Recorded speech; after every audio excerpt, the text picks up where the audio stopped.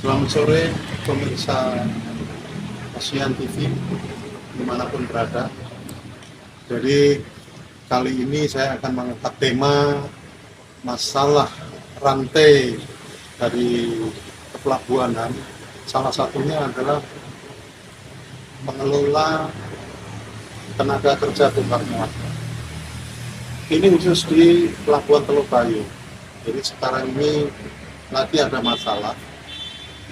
Untuk lebih jelasnya, saya sudah ditemani oleh eh, salah satu tokoh kepelabuhanan, tokoh kemaritiman dari Sumatera Barat, Bapak HM Tauhid. Selamat sore. Selamat sore, Pak Haji. Ya, selamat sore Adinda, apa kabar? Alhamdulillah sehat, Pak Haji, sehat kan? Alhamdulillah sehat. Eh, jadi saya ingin tahu nih Pak Haji ceritanya. Bagaimana sebenarnya tata kelola koperasi di Teluk Bayu ini sehingga sampai ada masalah sekarang? Ya, kita mungkin bisa cerita sedikit ya tentang koperasi TKBM di pelabuhan, khususnya pelabuhan Teluk Bayur, yang mana dulu itu namanya Yuka. Yuka setelah Impres 485, maka Yuka itu kan dibubarkan, maka berdirilah koperasi TKBM. Nah, sekian waktu berlalu, TKBM di Teluk Bayur itu kan hanya ada satu ya penyelenggara TKBM. Sekitar tahun 2020-an kalau saya nggak salah, tahun 2000, di atas 2020 lah. Di situ ada permasalahan internal mereka dalam hal melakukan pemilihan pengurus. Itu kan bukan masuk wilayah kami ya, internal koperasi itu sendiri. Jadi beberapa pihak itu merasa tidak puas atas pelaksanaan pemilihan ke pengurusan koperasi TKBM. Jadi mereka membentuk koperasi sendiri berdasarkan PP nomor 7 tahun 2021. Maka berdirilah salah satu koperasi, tambahan koperasi maritim namanya, Teluk Bayur. Dan pada saat itu terjadilah gonjang-ganjing dan agak memanas. Tapi pada waktu itu pihak Kopinda Kota Padang gitu, ada Kodim, ada Kapolres dan segala macam cukup. Akhirnya pendek cerita dilakukan musyawarah, maka dibuat satu kesimpulan atau keputusan bersama pada waktu itu, pekerjaan ini dibagi kepada dua koperasi TKBM. Koperasi yang lama mendapat jatah 2 kapal dan koperasi yang baru mendapat jatah 1 kapal dan seterusnya begitu. Nah, berjalan ini sudah cukup aman dan lancar. Tahu-tahu koperasi yang lama ini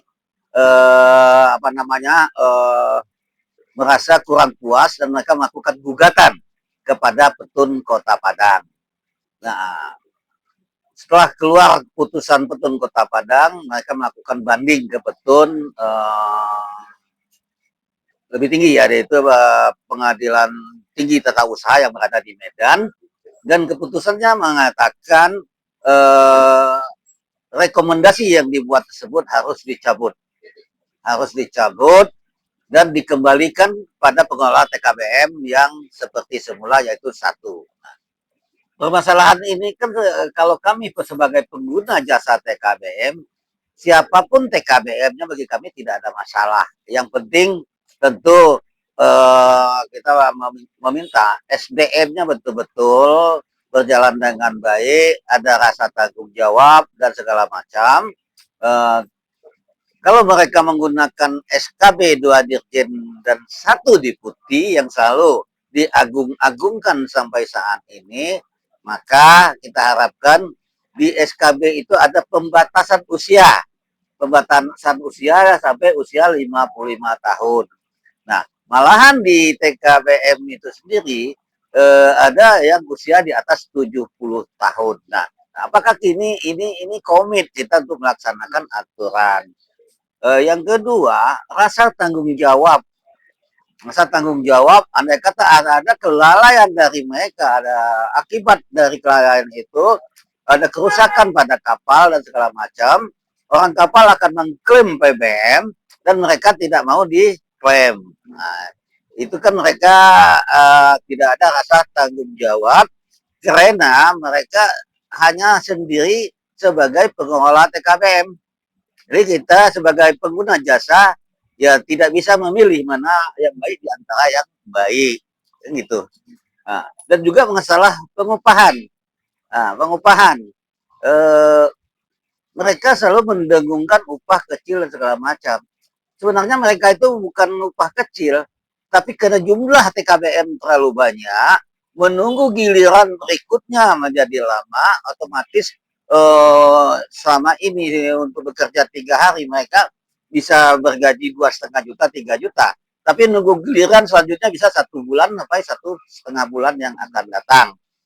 Nah, saya kasih contoh di Priok, saya tanya sama teman di sana, untuk pemuatan curah kering 10 ribuan ton, paling-paling untuk upah TKBM-nya sekitar 30 juta. Karena di Priok itu bisa meminta TKBM sesuai kebutuhan. Nah, kalau kita butuh berdua ya berdua digaji, butuh berempat digaji. Kalau di Teluk Bayur ini sejak zaman dahulu itu sistemnya borongan. Kalau di sini muat 10 ribu ton curah kering, di Priok bisa 30 juta, di Teluk Bayur ini bisa 150 juta. Itu pun dibayar di awal 80%. Nah, 80%, 20% lagi setelah kapal selesai bongkar atau muat. Nah, bagi kami memang perlu ini perbaikan. Apakah satu pengelola atau dua pengelola betul-betul pihak pemerintah pusat dalam hal ini Dirjen Perhubungan dan Dirjen Tenaga Kerja serta deputi di koperasi untuk bisa betul-betul memperhatikan seadil-adilnya. Seperti apa sih? Jangan hanya mendengar informasi sepihak. Ini kesepakatan ini kan hanya dua dirjen satu deputi, tidak pernah melibatkan si pengguna jasa TKBM. Seolah kami ini sudah dipaksakan untuk melaksanakan kesepakatan yang mereka buat tanpa ada persetujuan dari para pengguna jasa TKBM. Nah sekarang yang di bawah koperasi baru itu gimana tuh TKBM-nya? Nah, koperasi yang baru ini lebih kurang kalau tidak salah saya sekitar 300 orang. Kemarin ini laporan dia 289 orang. Jadi lebih kuranglah 300 orang.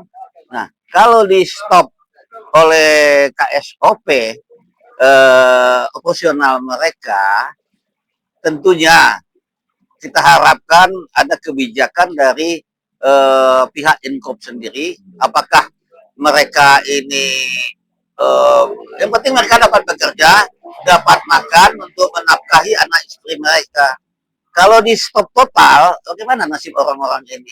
Kalau ada 300 orang kali 3 saja, anak 2, istri 1, tambah dia 1, 4. 4 kali 3 sudah 1.200 orang yang kehilangan pendapatan untuk biaya hidup.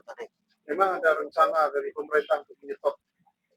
Ya, kalau saya lihat surat dari KSOP tentang pencabutan rekomendasi itu, dan untuk koperasi yang baru ini hanya diberi waktu sampai habis pekerjaan yang sekarang yang mereka dapat SPK dari PBM yang sekitar tanggal 1 atau tanggal 2 September itu selesai pekerjaan mereka.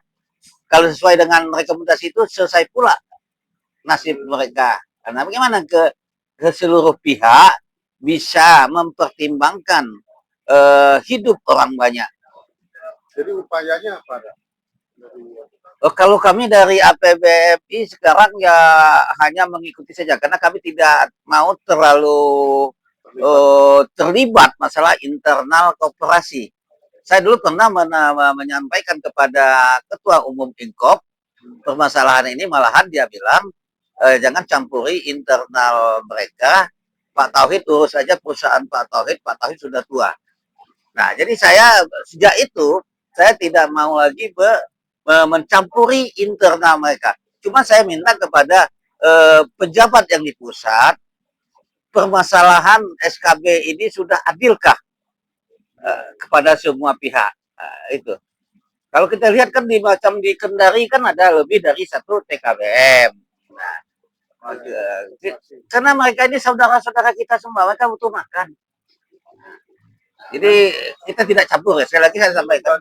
Artinya dengan kasus ini mengganggu aktivitas BBM kan? Sampai hari ini belum ya. Mudah-mudahan aman-aman saja. Mereka bisa saling ngerangkul untuk mencari makan ya, saling rangkul. Apa yang disampaikan Pak Wali Kota, yang menang jangan junawa ya, yang kalah jangan kecil hati, yang penting bisa sama-sama hidup. Bagaimana prosesnya ke depan, apakah itu mereka diislahkan atau bagaimana, ya kita terserah lah ini ya, kewenangan dari koperasi.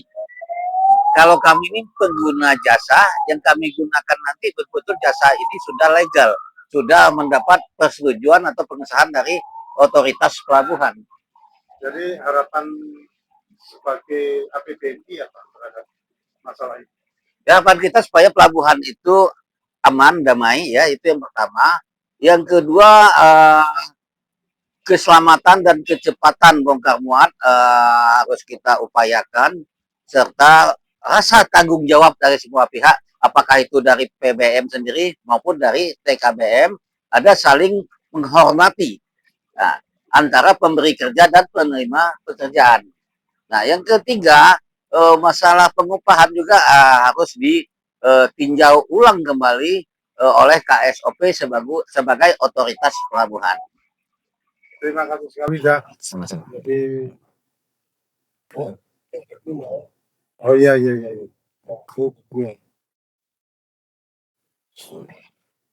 Terima kasih sekali Pak Tauhid, diskusi kecil ini. Mudah-mudahan ke depan pengelolaan tenaga kerja bongkar muat di Pelabuhan Bayur bisa memperoleh solusi yang baik untuk kepentingan semuanya. Mudah-mudahan kita harapkan pemerintah pusat betul-betul memperhatikan permasalahan ini agar tercipta suasana aman, damai, dan semua pihak tidak merasa dirugikan. Pemirsa, demikian bincang singkat saya dengan Pak Tauhid, Ketua APBNI Sumatera Barat. Sampai ketemu di lain kesempatan. Terima kasih Pak. Ya, sama-sama.